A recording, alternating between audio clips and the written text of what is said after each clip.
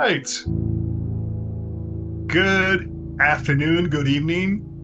Thank you all again for joining us on another exciting weekly Wednesday webinar. We are your United States Senate Federal Credit Union family, and we are so excited, delighted that you all are making time out of your busy schedules and joining us on another weekly Wednesday webinar. My name is Milton, and I'm the Membership Development Officer.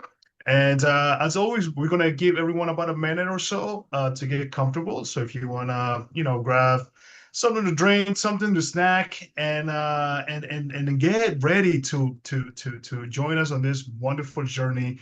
We're gonna take you all and talk. Sorry, let me take a step back. I'm getting too ahead of myself, but we're gonna take you on a journey on all about credit cards and how to go with confidence, how to be smart, build stronger credit, you name it, we got everything ready for you. And let me also start by saying this, that this is not a sales presentation. Want to make sure that we clear that right off the bat. It is definitely not a sales presentation. This is more educational presentation so that you know all the ins and out of credit cards, what comes when the moment that you say yes, I want to get this car. What are some of the things that you need to be on the lookout for? How can you build credit? If building credit is one of the things that you're looking for, how can you do that? And most important, how to save, because it's so important to read the fine print, and that's what we're gonna do for you all this evening. So again, thank you, thank you, thank you. Get comfortable. It's gonna be you know I say this all the times. It's going to be a fun presentation, a great webinar, and we actually mean that. We spend a lot of time and put in all this content here, and we really hope that you find it helpful. But again, as I stated, just because you see the topic says credit cards with confidence, it's not about us trying to sell you our credit cards. It's definitely the opposite. So again, thank you all for joining us. Please let us know where you're joining from. If at any point you have any questions during this presentation, we encourage you to use the chat feature, also the Q&A. And it is our commitment that we will answer every question before we let you go this evening. But again, thank you all for being with us. And I see Georgia is in the house, Illinois. All right. Exciting times. You know what? I know somebody that just came back from Georgia, and you're gonna be hearing from her very soon here. But thank you all, and as always, the West Coast never fails. Thank you so much for joining us all the way from the West Coast in California, and VA. Hey, VA is for lovers, right? That's what everyone says. So thank you, thank you, thank you. So without any more delays, I'm going to hand it over to Miss Andrea Londono with the official intros, and then we'll go ahead and get it started. Thank you so much, Milton. And for everybody who missed that, that was Milton talking. He is a part of our membership or business development team. And alongside of with me in the marketing department is Carrie, the one and only who creates all our presentations that you see each and every Wednesday. And she puts time and consideration in everything that you see every Wednesday. And one thing that you should know is that if you want a recording of the webinar or to see the presentation later, it will always be up by the end of the week, I'd say. And Carrie will also email the presentation to you if you've signed up to watch the webinar. And back to the presentation, the one and only Jarnika, who's also a part of the membership and business development team, will be presenting today. And I'm so excited to listen and learn more about credit cards. Yeah, bye. Awesome. Thank you so much for that, Andrea. And hello, everyone. Welcome in. Please excuse my voice. I had a fun weekend and I'm recovering. So we'll go ahead and we'll get started. All right. I'm going to come off of camera so you guys don't have to worry about looking at me.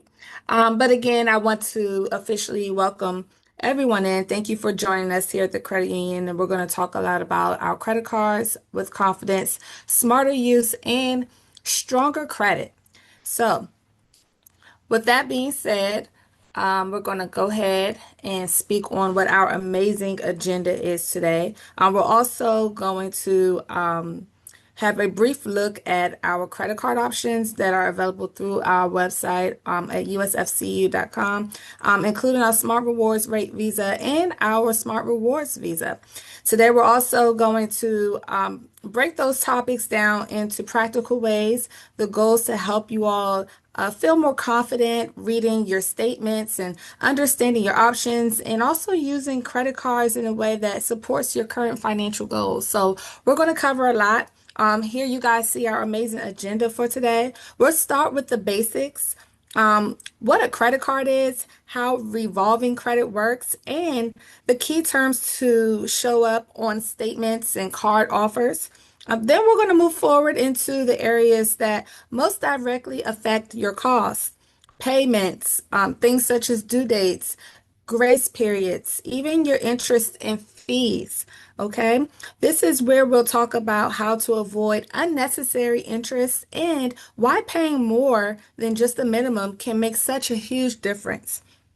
And from there, we're going to look at how credit cards connect you to your credit score, including payments, such as your payment history, credit utilization, and account age, and even new credit. We'll also cover smart habits for managing your cards, how credit card debt can grow, and a common strategy as to how you can pay down some of those balances. After that, we're going to talk about rewards, card benefits, choosing the right card for how you actually use your credit card, and ways to protect your account from fraud.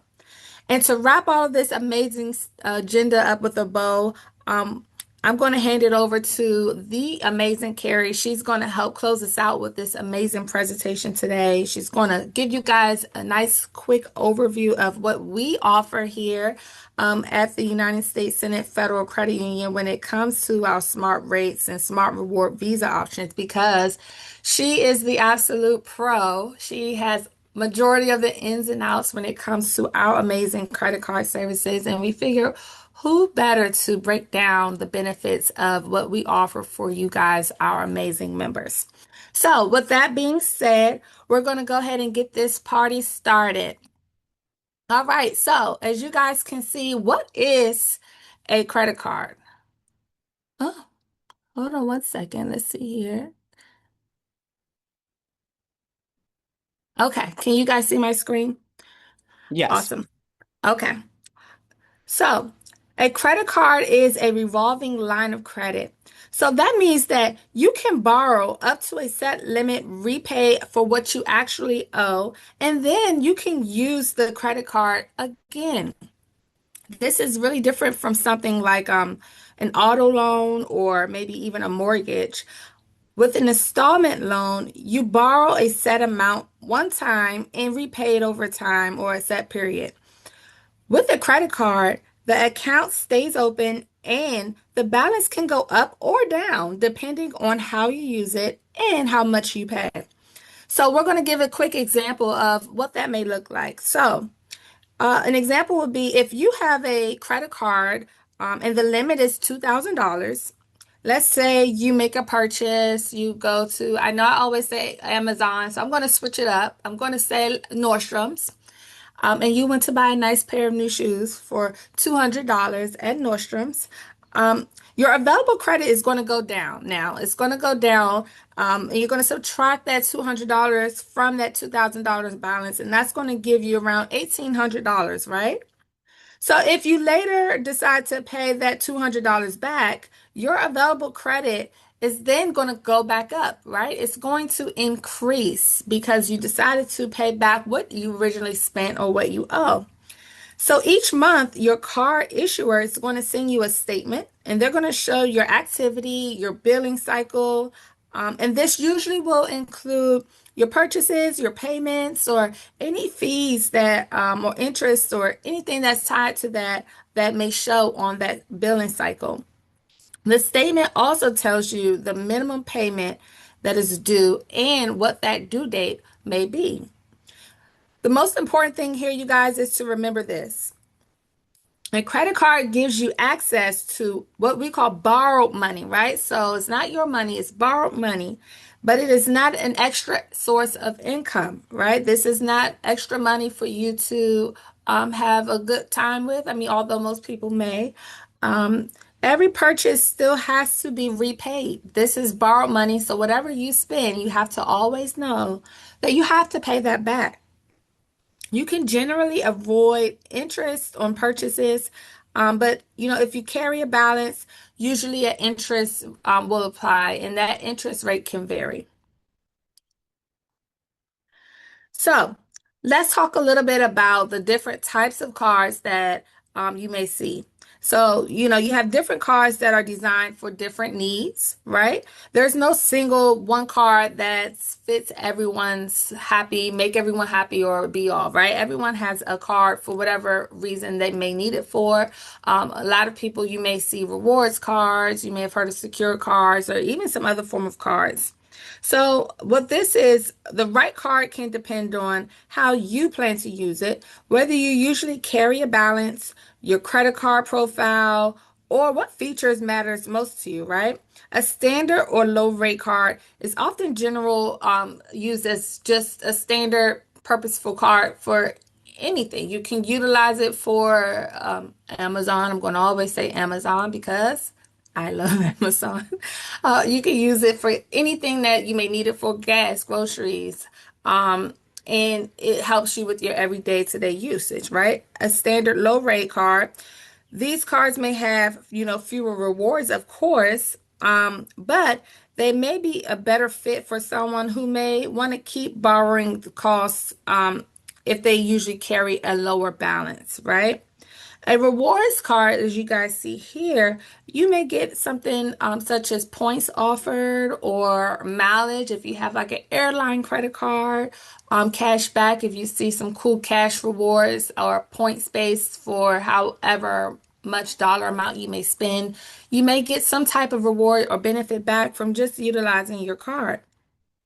These can be valuable if you pay in full and avoid interest. But rewards should not encourage extra spending. So always keep that in mind. A 1% or 2% or even a 5% reward is really it's not worth it, you guys. It's not worth it if you are paying a much higher interest rate on your current balance. Next, we're going to cover a little bit about secure card. The secure card usually requires a refundable deposit. These cards are often used by people who are new to credit or rebuilding credit. The deposit helps reduce the risk for, lenders who may want to help you either reestablish or rebuild some form of credit, and can be responsible to help you as a cardholder build your repayment history possibly over time. Other cards may include student cards, business cards, balance transfer cards. How many of you had a balance transfer before? Even store cards. I know usually back when Macy's was really hot, you had Macy's, Nordstrom credit cards. That was a thing. Like if you had a Macy's card or a Nordstrom's card, it was a hot commodity back then. So the main takeaway here is to match the card to the purpose, right? A card that works well for earning travel rewards may not be the best card for carrying a balance on, right? A card that helps build your credit, it may not have the same benefit as a premium rewards card. So once you understand the type of card you're looking at or you actually want to utilize, the next step is understanding the terms and understanding what it is that you're signing up for, whether it's in the offers or statements or even your account disclosures. Credit card language can feel kind of confusing to most. We all do know that. It's never, black and white where you could truly just understand. There's always some gray area there where you really have to do your due diligence, right? But a few key terms here, we want to explain most of how the account works, right? The first is what the credit limit is, okay? So your credit limit is the maximum amount that you are approved to borrow on the card itself. If your limit is, let's say, $5,000, that does not mean that you should spend the entire $5,000, right?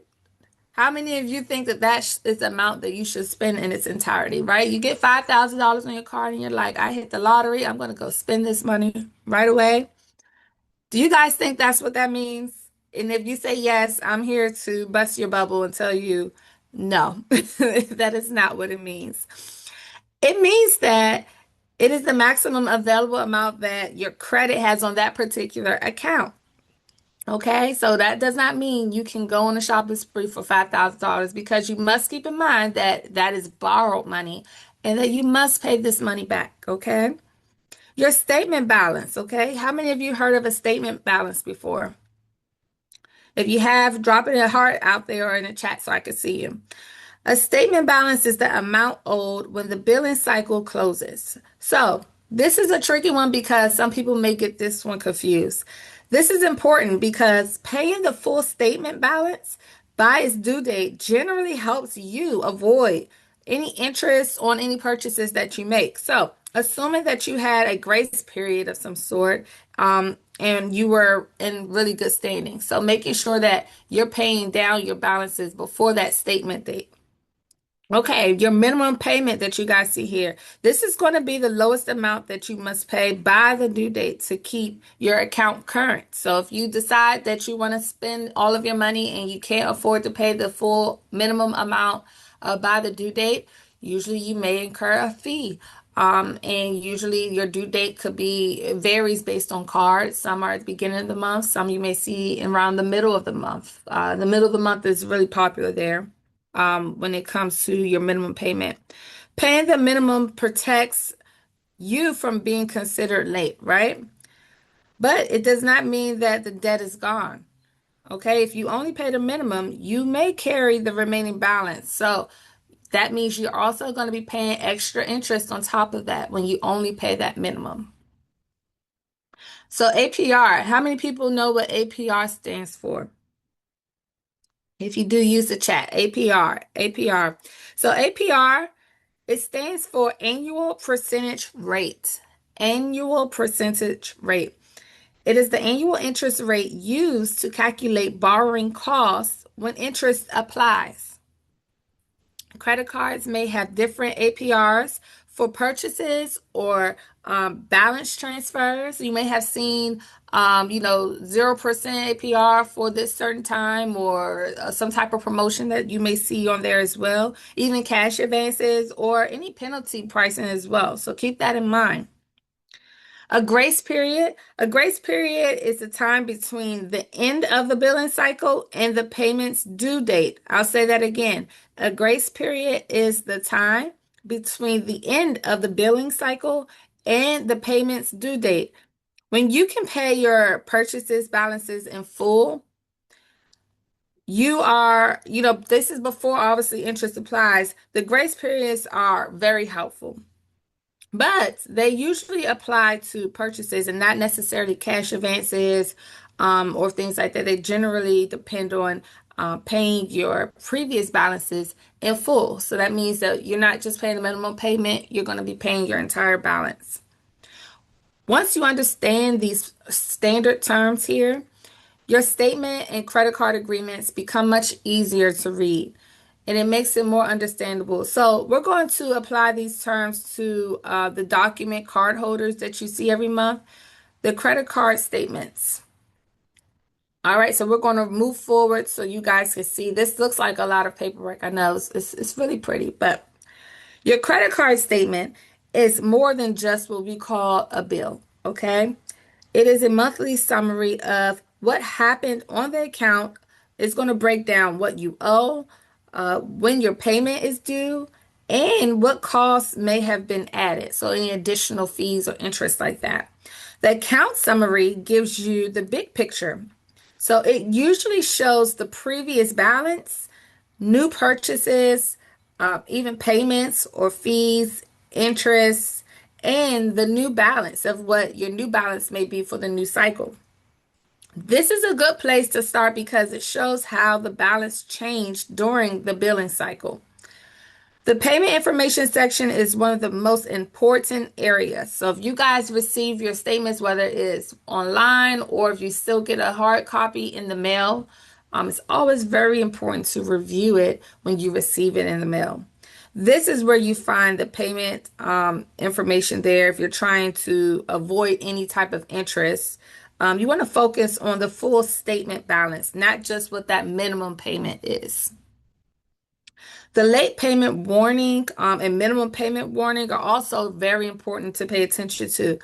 These sections explain what can happen if you pay late or only take or make a minimum payment. So if you decide to not pay your balance in full and you just want to make that minimum payment there, it's going to break that down for you what it is. They often show how long it would take your repayment if you decide to stretch that out, how much interest you could pay over time if you only pay just that minimum payment. So if you decide to just pay 25, 25, 25, it's going to tell you if you decide to go this route, this is how much you're going to pay in interest. Okay.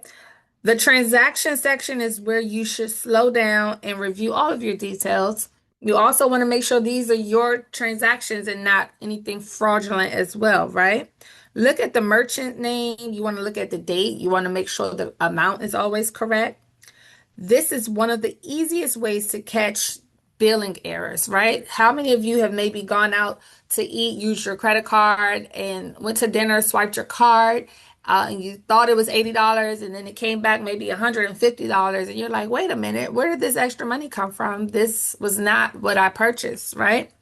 It's always good to review what you're spending. And if you have the app on your phone, you can check it in real time as well. But if you wait for your statements to come in the mail, you can use these hard copies to verify against what you actually spent. You may also see sections for fees and interest charges, year-to-date totals, and interest charge calculations. These help you see the actual cost of using the card. So, for example, if you paid late or you carried maybe a balance over, the statement itself will show the fees and the interest that was added. So a good habit is to always, like I stated, review your statements every month, whether you do it utilizing your mobile phone or online banking if you have a laptop or computer, or if you wait until that hard copy comes in the mail. Make it a good habit to double check that what you're actually spending is what is being charged and it makes sense, because errors can happen. It does happen, and it's obviously always not intentionally, and sometimes it could be fraud. You never know. But what you don't want to happen is you go months and months and months and realize months later that this was an error, this is incorrect, and it's harder to try to fight it when you are further down the line versus checking it in real time or within that 30 to 60-day time frame. So one statement feature that can save you money is the grace period that I mentioned earlier. So we're going to take a closer look at that. So a grace period is the time, like I stated before, between the end of your billing cycle and your payment's due date, right? So here's how it works. You guys have this beautiful visual here that you can kind of see what I'm referencing here. Here's how it works in everyday terms. Suppose your billing cycle closes on the 1st of the month and your payment is due on the 26th of the month. The time between those two dates, the 1st and the 26th, is going to be what we call your grace period.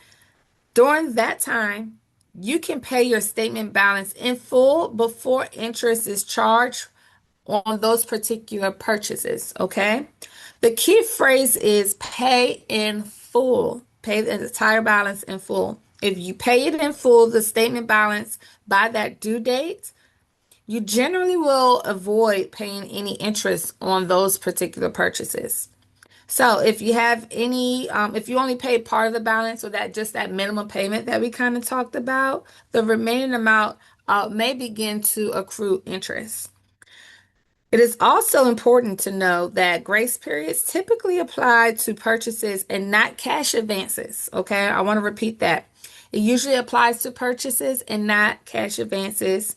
Cash advances often begin accruing interest right away, or maybe have a separate cash advance fee that may be attached to that. Balance transfers may also be treated differently, depending on the card terms, right? Because each card terms may have a special process program, or even promotion that they may be offering for that specific card. Another common point of confusion is this. If you carry a balance from the previous month, you may not have a grace period on the new purchases until you pay the balance in full. So if you're carrying over balance from month to month, there's a high percentage that you won't have that grace period. You restore the account's grace period status only when you start to pay those balances back in full. So the practical takeaway from this is simple. Paying a full statement balance by its due date is one of the best ways to use a credit card without paying purchase interest, okay? Paying your balance in full. So what I always say is, if you can't afford to pay it back, don't spend it.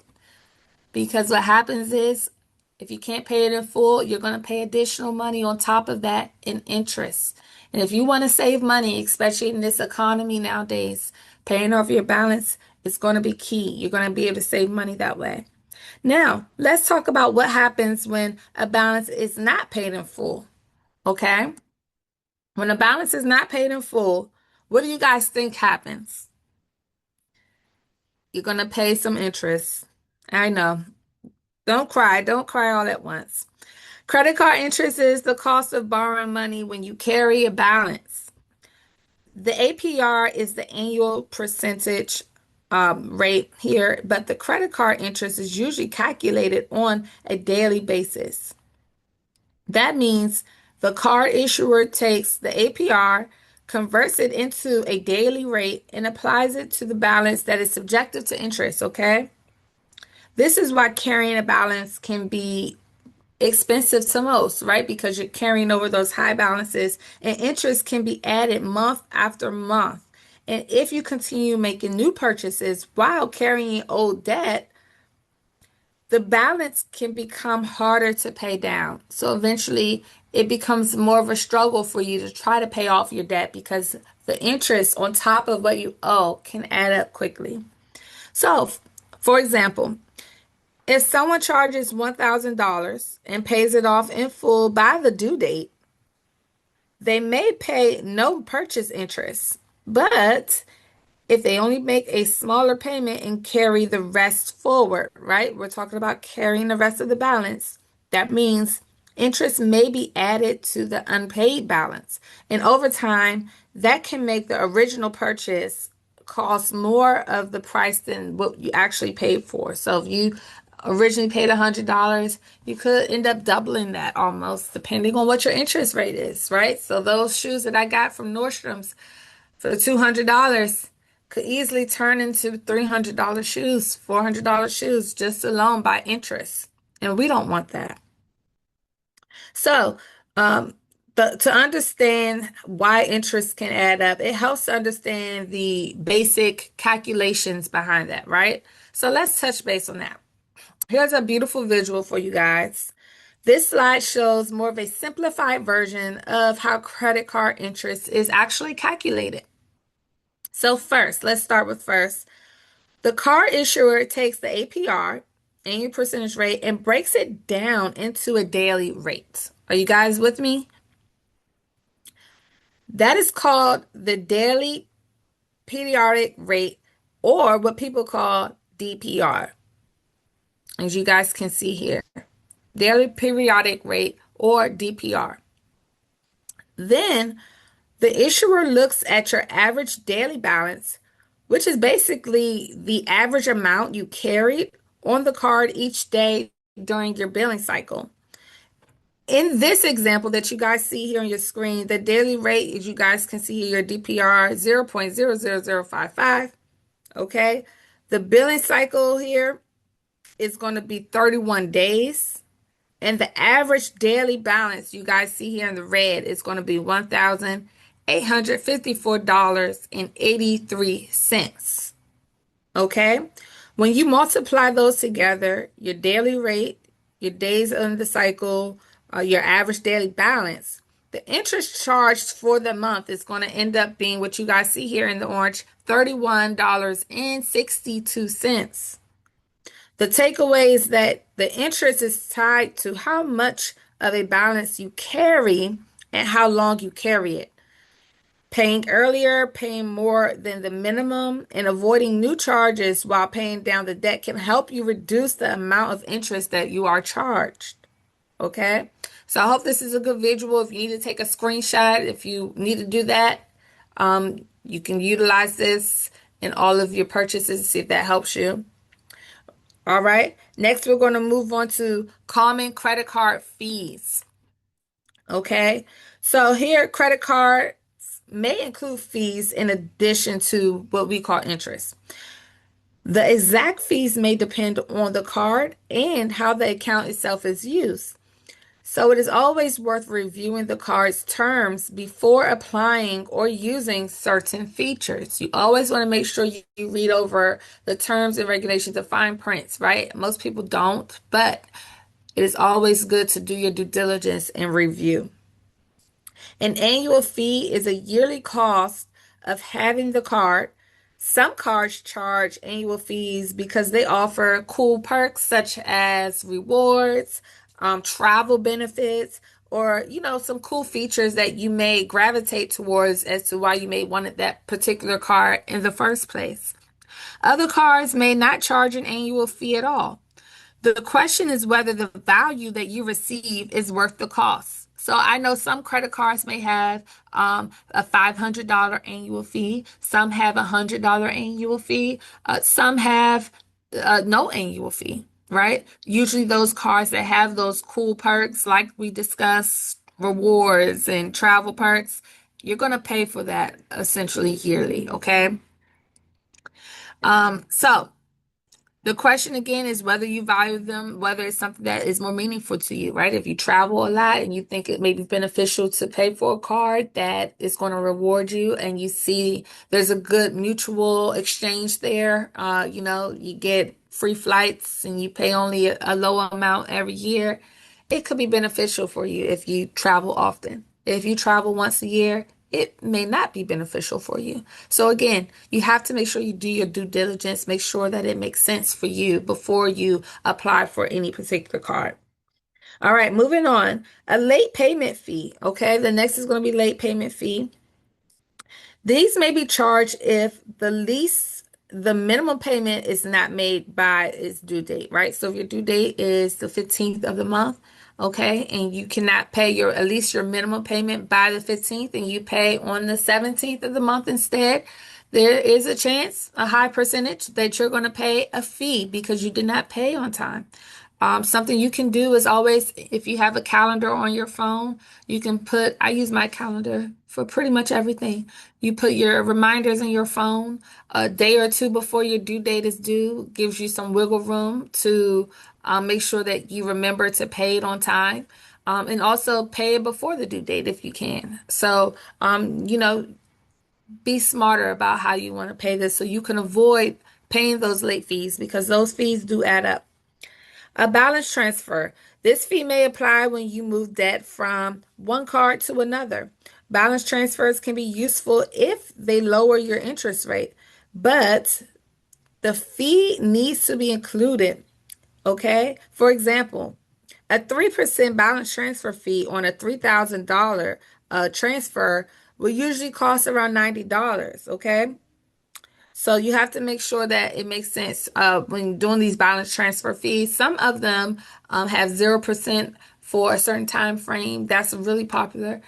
So make sure that you do your due diligence and review what you're actually transferring over and you're not spending too much in fees for that. A cash advance. These fees apply when you use your credit card to access cash.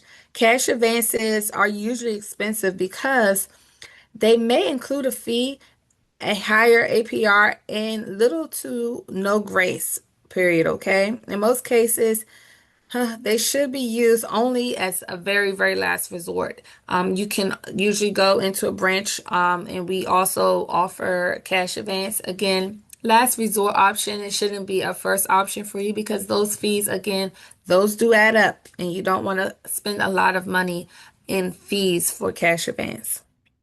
A foreign transaction fee. These fees may be applied when you purchase in foreign currency or sometimes through a foreign merchant. If you're traveling a lot internationally, you may be familiar with this. Foreign transaction fees, they also do accrue.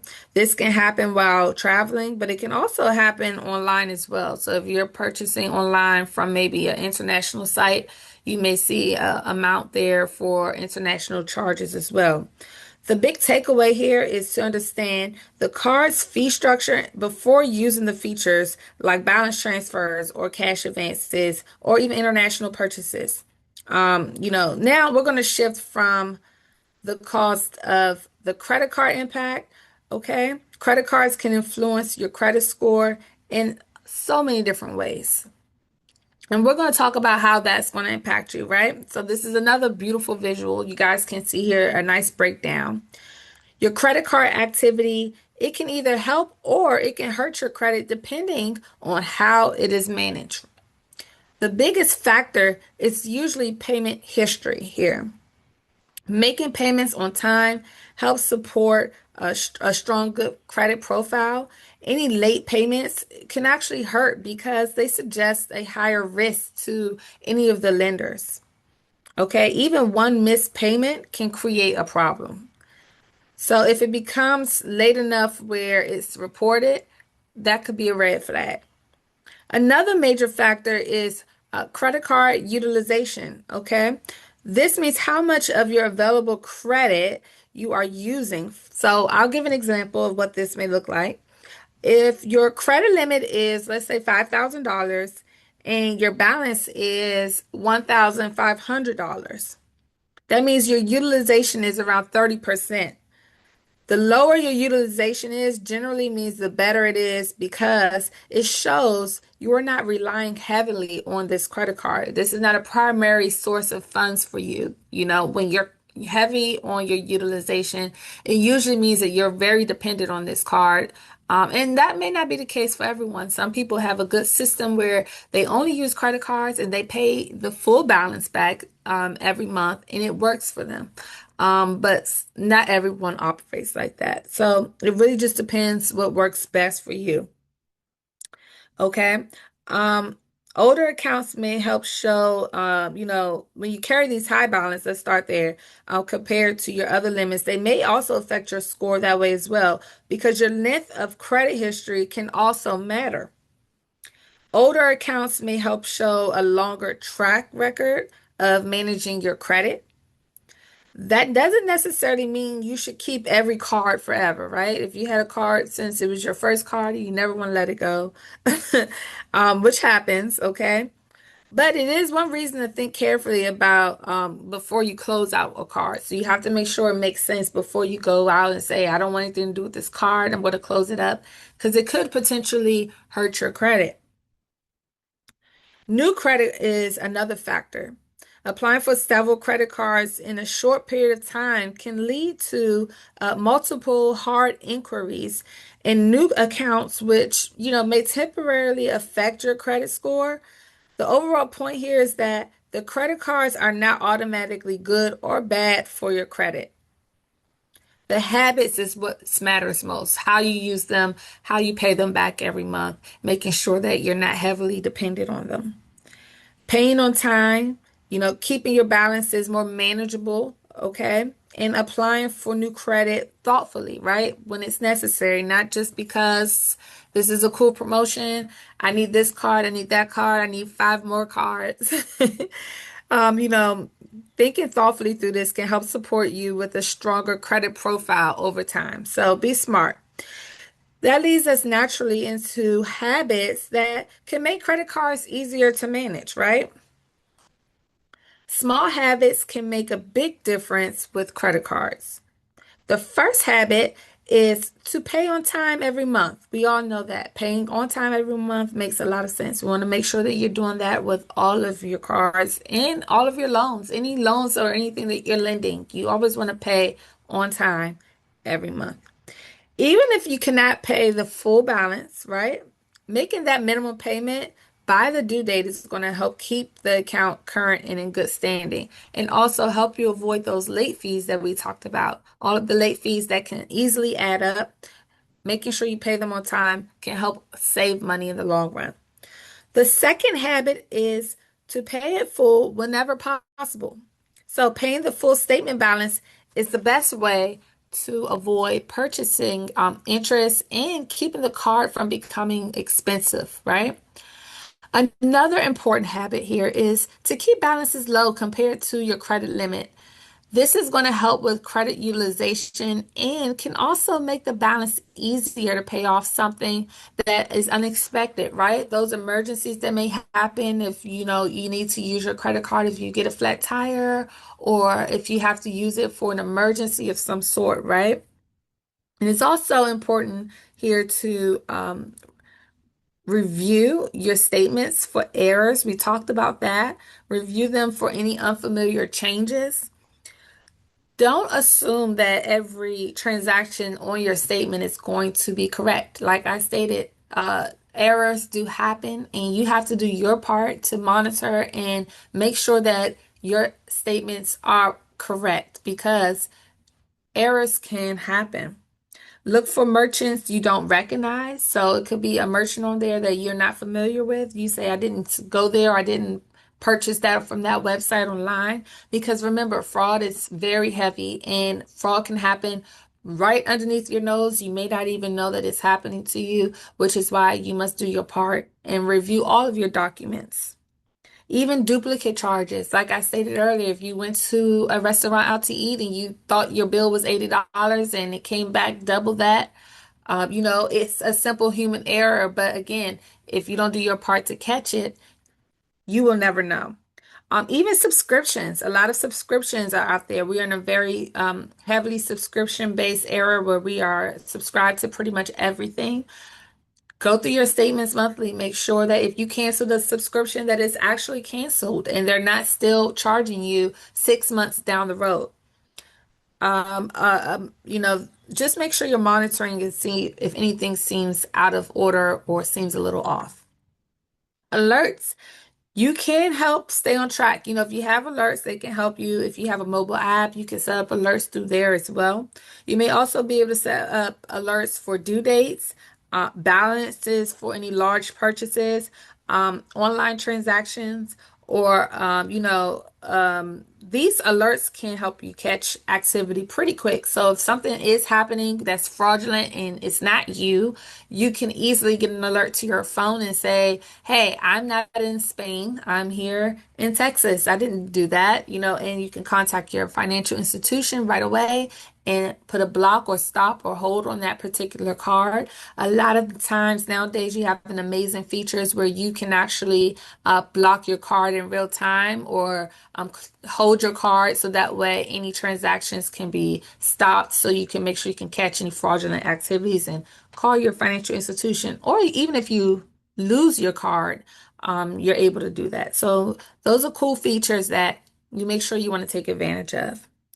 And finally, but not least, avoid costly transactions when possible, especially those cash advances that we talked about. Very unnecessary, a lot of fees that are attached to that. Cash advances can have fees, they can have higher interest rates, they can have, immediate rates, interest, so they can become very expensive very quickly. So if you can avoid them altogether, that would be awesome. But given the time, if not, just make sure you're smart about how and when you are utilizing a cash advance.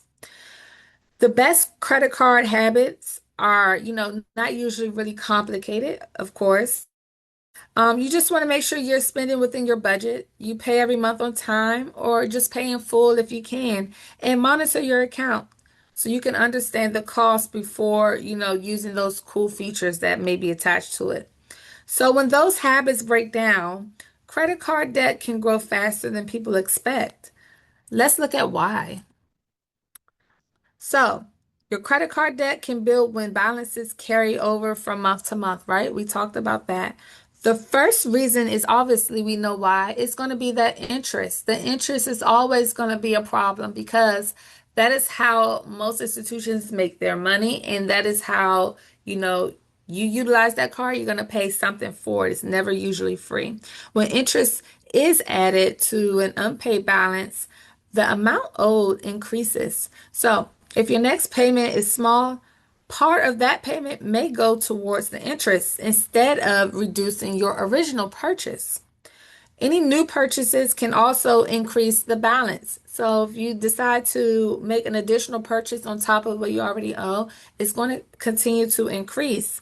This is especially important when someone is trying to pay down their debt but continues to use their card at the same time.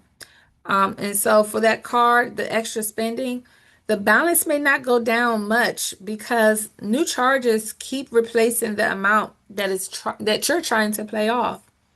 Fees can add to the total cost as well.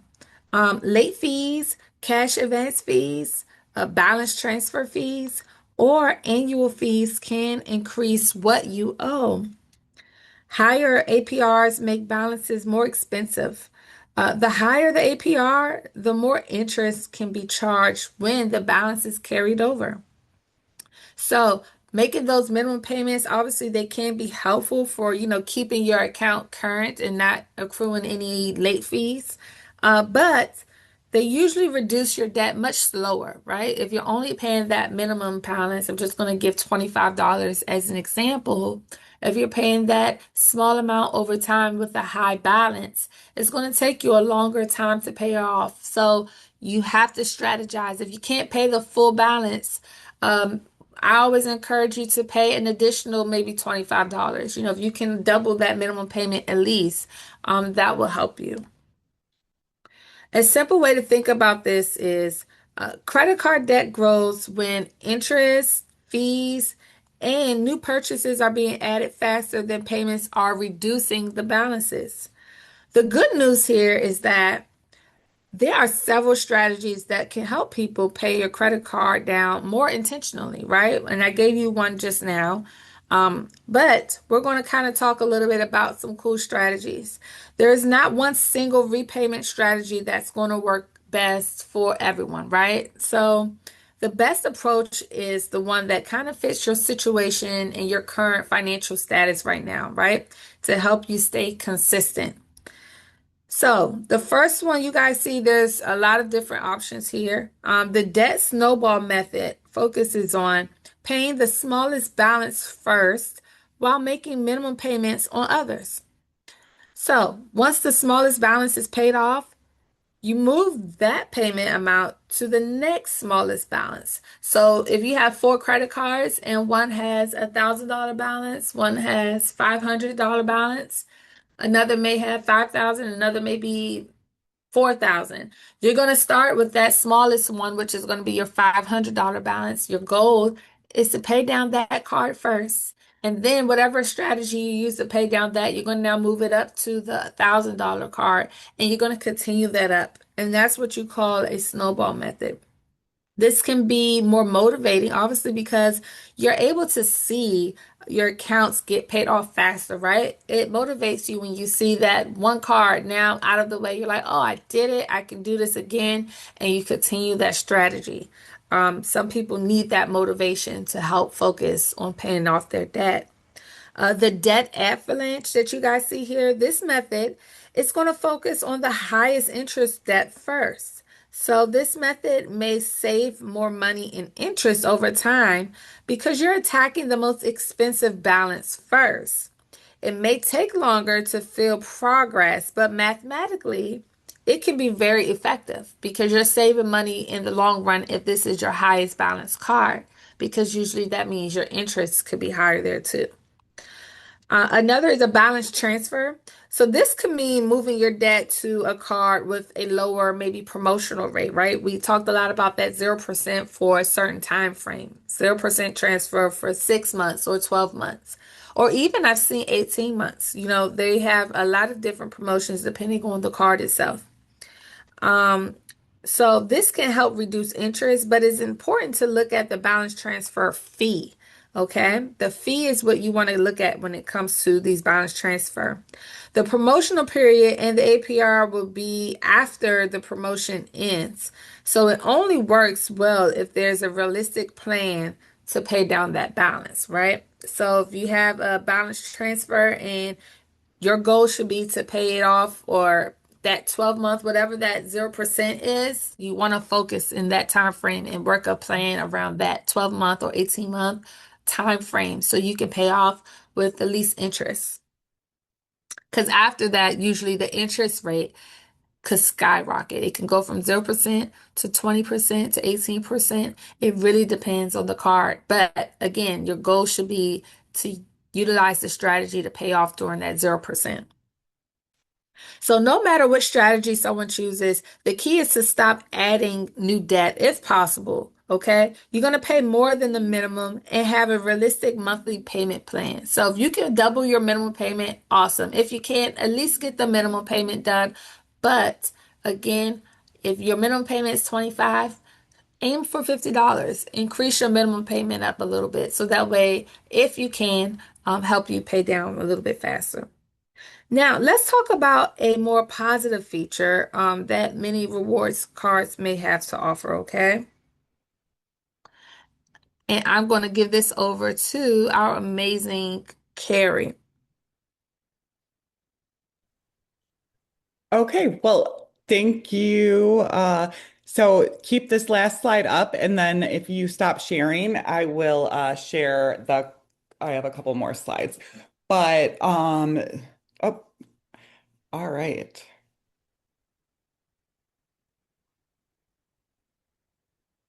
Sorry.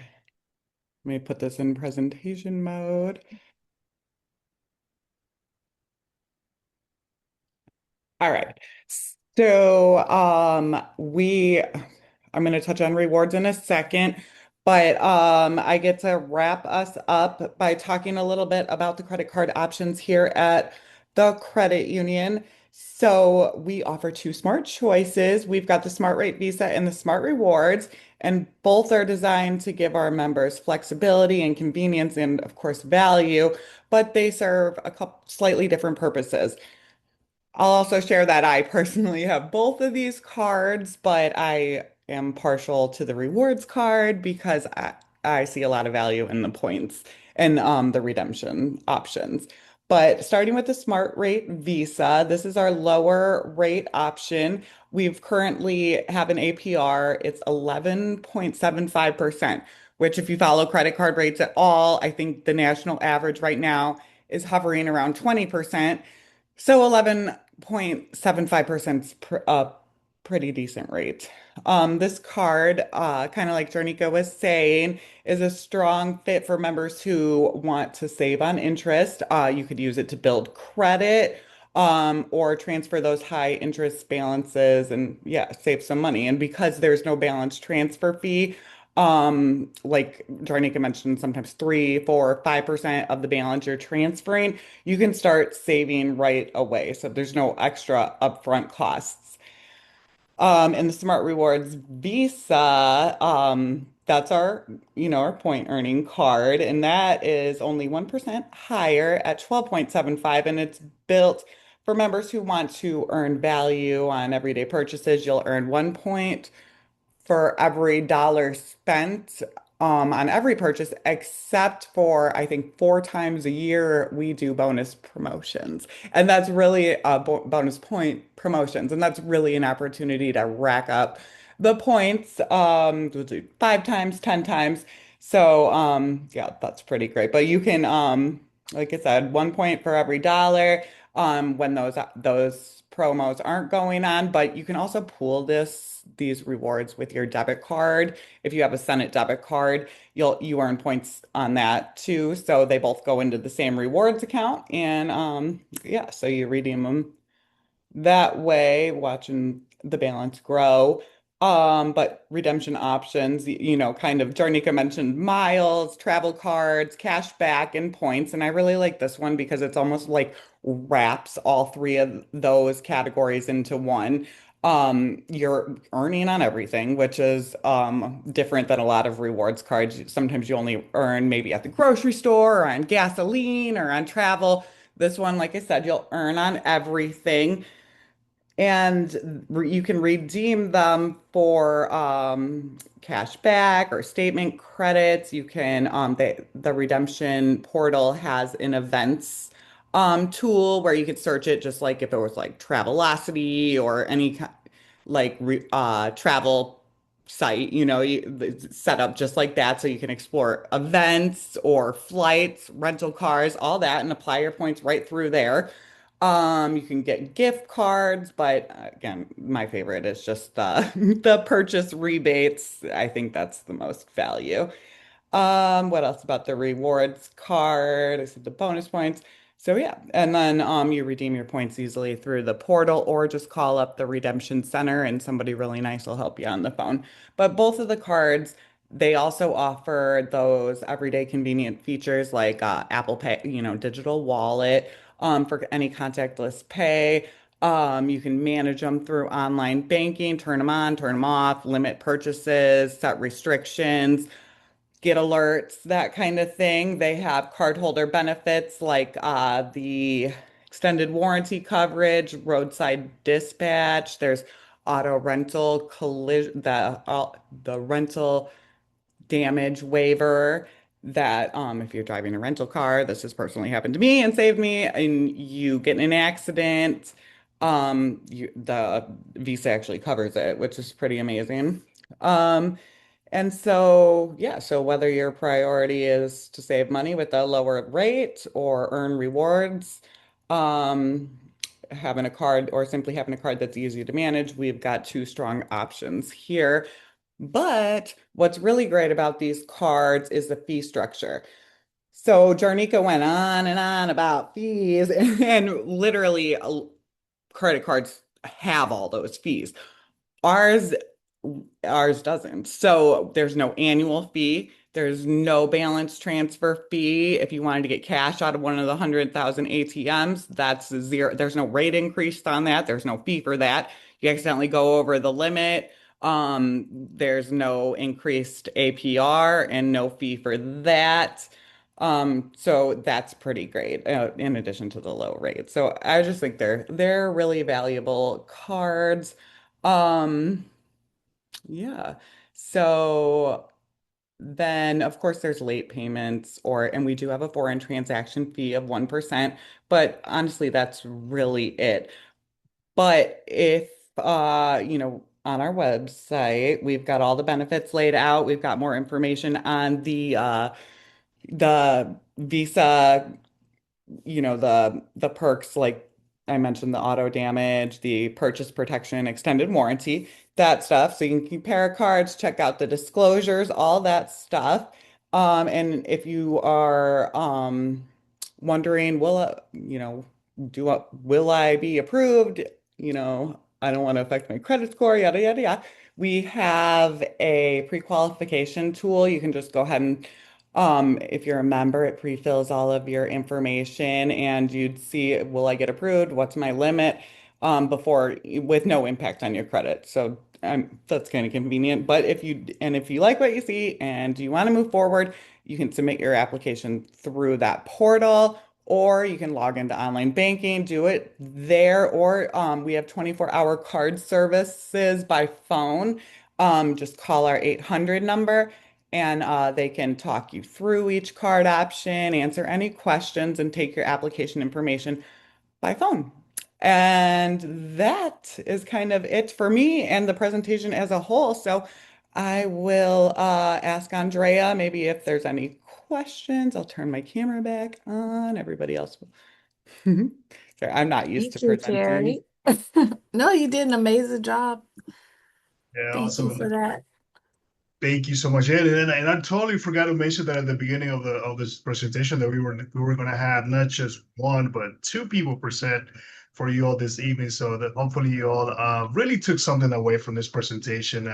One of the key takeaways that I definitely want to emphasize is the credit cards. It could be a great tool but also one where if you're not careful, it could really hurt you with your finances. So knowing the importance, being able to understand exactly what's behind every credit card that you get, it's truly essential, especially if you want to, I know last week we were talking about financial freedom, right? What does financial freedom means to you? And I know credit card, it's such a popular topic because and not only it's so easy for anybody to get, but again, it could also play a huge role when it comes to your credit. And we know one thing for sure, credit is so hard to build, but yet so easy to destroy especially if you just have a credit card and you neglect it. Boy, it could be, you can see a 180 or almost a 360 in a span of 2 months when it comes to your credit card. So again, for me, my biggest takeaway is if you have credit cards, what are some of the approaches that you can take? If you have high balances, I know Jornika talked about the different approaches, right, on how to pay off your debt. The debt avalanche, I know we talked about last week, and that's one of my favorites, by the way.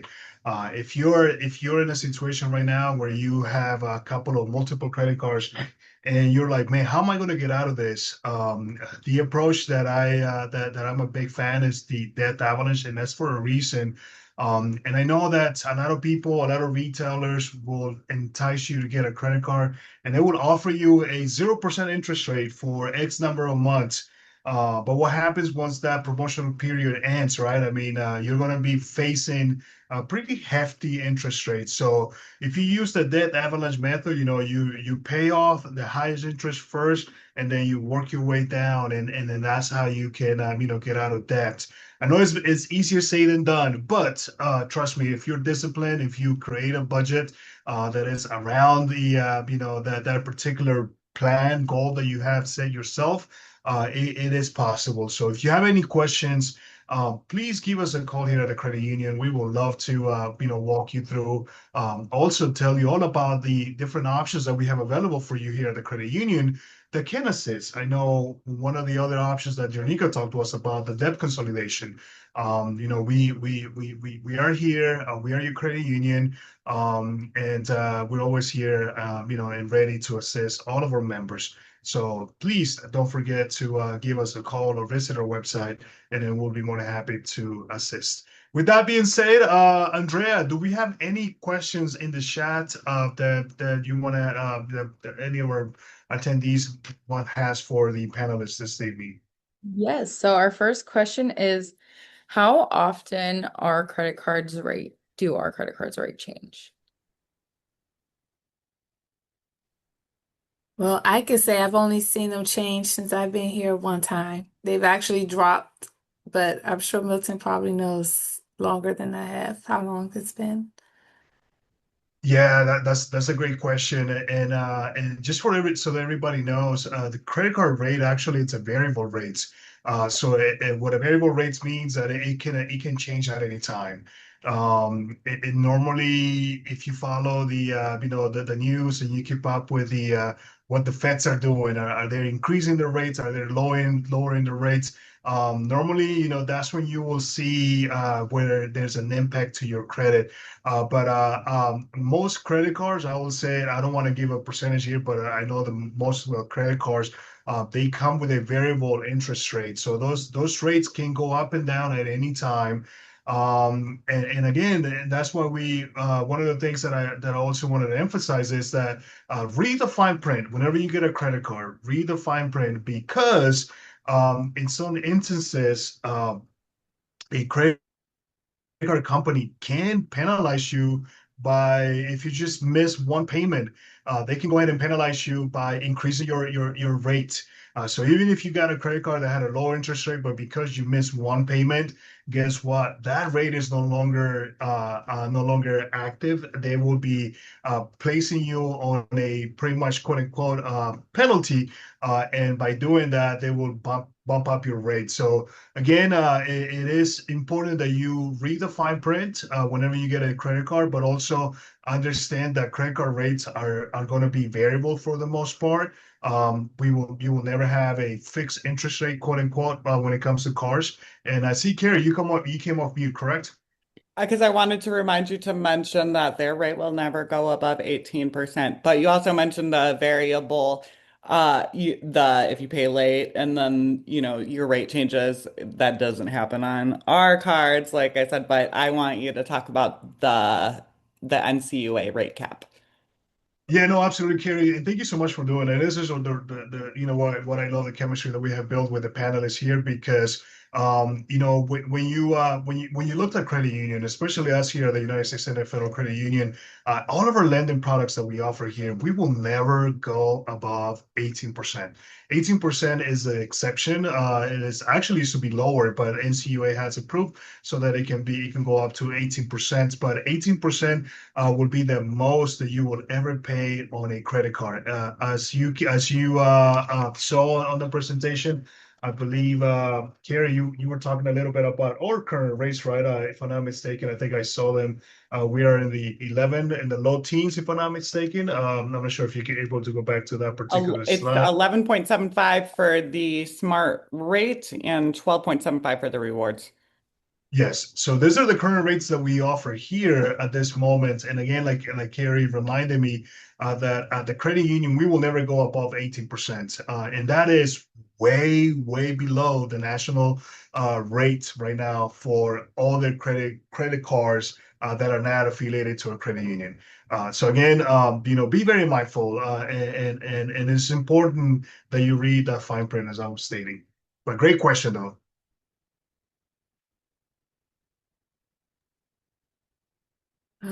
I see another one in the chat. It says, how should you utilize a credit card when trying to plan a trip ahead, especially when concerning planning a trip that is far off? Is it a good idea to use a credit card to plan a long-term trip? That is So, another outstanding question. I really thank you for sending that. And I know I saw Carrie got excited because it all depends, what you have what you have in mind in terms of your budget, right? How much do you want to utilize? And is it worth using your credit card, especially, and again, I don't want to sound biased here, but if you're going to use our Smart Rewards credit card here, our Smart Rewards credit card here comes with a lot of perks, including trying to get, probably discounts or insurances that could be automatically applied just by you simply using your credit card. So, and especially look for those cashback options. If your credit card offers something like that where you will get rewards for using the card, then using your credit card, it's going to be worth it as long as you pay the balances as soon as you can. That is the important thing. Because if you don't, then you might be on the other side where you will be paying more. The trip that you took, the vacation that you took, will become more expensive because of the interest will start accumulating.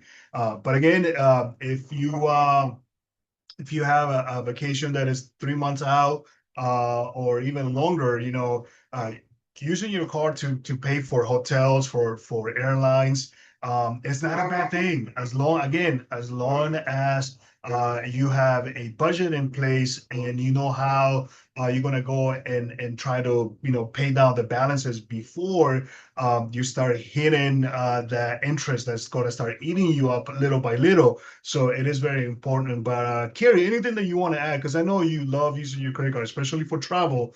Any tips or that you wanna share here with everyone? You kind of covered it. I'd use my card for the protections it offers, the travel assistance services. If you're out of the country or out of the state and you need some help, they have a 24/7 concierge service. You lose your bags, all those things, and then the auto collision if you have a rental car, like I said. But also in general, credit cards are safer way to pay because of the fraud and liability protection. So then, of course, you can redeem the purchases later for cash back. So I would use the credit card. Absolutely. And you also brought a great point too, Carrie, when you talked about like the international travel too, right? It's also it's important to know if you're going to be using a credit card, look and see, make sure what the fees are going to be, because every time you travel abroad, there might be a foreign transaction fee that you will be seeing in your statement. And I know Janika went over that, how to read your statement. And so again, if you go international and use your credit card, make sure that you know how much of a fee that you might be facing because you're using your credit card. But again, going back to emphasizing the point that Carrie made, the protections and also the liability that comes with it. Visa it's outstanding. It's obviously, when you talk about credit cards, you only think about two, right? Which are the two major ones, Visa, MasterCard, and then there's others. But Visa is one of the reasons why we use it is because the liability. It's something that everyone thinks about when using the card. What happens if my card gets compromised? How can I go about disputing those transactions? And over here at the credit union, we want to make sure that we are putting you in, with the right tools, the right resources, so that if you ever become a victim of that, it will be easy for you to file the disputes and get your money back. But great point, Carrie. I truly appreciate that you bringing that up, that particular point. But yeah, anything else? No, we do not have any more questions left for tonight. Okay, well, short and sweet, but again, very important questions that you asked, and as we stated at the beginning, it is always our commitment that we will answer all your questions, and hopefully, again, you took something back, and that is the goal for us. We don't want to sell you a credit card. We just want you to be able to understand and be be informed of the difference and how to go about managing cards. That is so important. And staying in the topic of lending, we want to invite you all to come back and see us again next week, as we're going to have a special guest that is going to talk to you about when your home projects can wait. I know that everyone, if you were in the East Coast, we had a heat wave in the DC area. Temperatures got above 100 degrees. And if your AC started acting or sounding a little funny, or some of the smells that it was coming out of your AC is not the usual smell, then again, I don't want to jinx anything, but uh, what happens if your AC unit breaks, or it's your AC unit working too hard because your windows are too old and the air is coming out and not being able to be kept inside? So what happens if you need to do a project because you know what? It's the middle of the summer, cannot wait. Come and join us next week as we talk to you about how the United States Senate Federal Credit Union can assist if that is you. If you are in that position right now, come and join us. It's going to be a great webinar. Every webinar that we do here, I feel that it's got that intent to inform you, equip you with the tools, everything that you need so that you are better prepared and manage your finances. And that is the goal for us here at the United States Senate Federal Credit Union. But with that being said, I want to thank Ms. Nika Trent. I missed you. She just came back from vacation, by the way, for those that may or may not know. And Carrie, what a way to finish the presentation with you doing the actual presentation. So thank you so much. And as always, I'd be remiss if I don't mention Andrea Londona as well too. So thank you, you guys are amazing. Thank you for all that you do for all of our members, and to everyone that attended. Again, we hope to see you back again. And if you love this presentation, please let us know. Send us any feedback. We love feedback. And if you have any particular subject or topic that you want us to present, let us know too. We would love to work and see if we can put something together for everyone.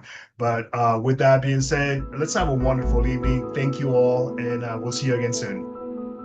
Thank you. Thank you, everyone. Good luck with it.